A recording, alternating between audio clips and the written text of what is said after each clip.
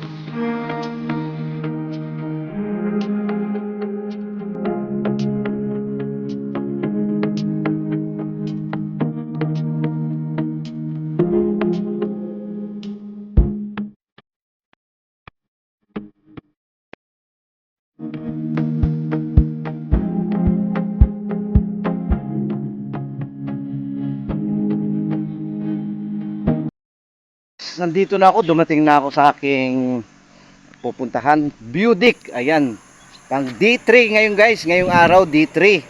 Ayan, di makita yung kalsada. Ayan, nandito ako sa may Bangin. Ayan guys, ayan ang kalsada, oh. Hindi makita, ayan. Yan ang dapat natin titingnan sa baba, pero hindi makita dahil sa sobrang kapal ng yamog. Ayan guys, napakaganda rito.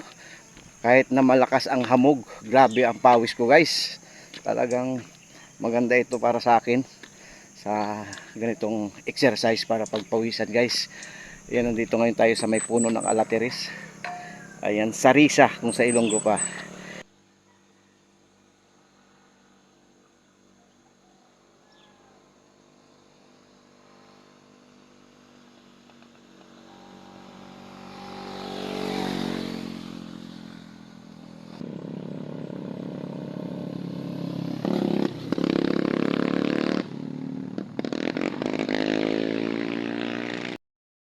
Yan guys, may nakausap tayo doon sa baba.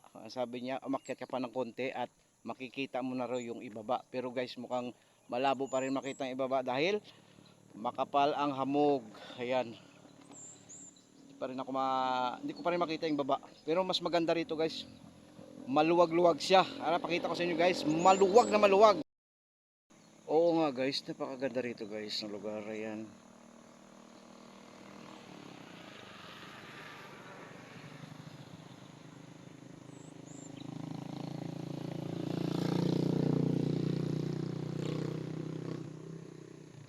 Makapal ang hamog. Ayan guys, may bago na naman tayong tambayan. Nandito tayo, ayun sa pinakailalim ng Bangin. Ayan guys, may dumadaan na motorcycle habal-habal sa likod ko. Ayan. Ayan siya. Kaya guys, ayan, may bago na naman tayong tambayan dito. May panibago na naman na discover si Venus guys. Kaya guys, hanggang dito na lang. Don't forget to subscribe my YouTube channel, Venus TV.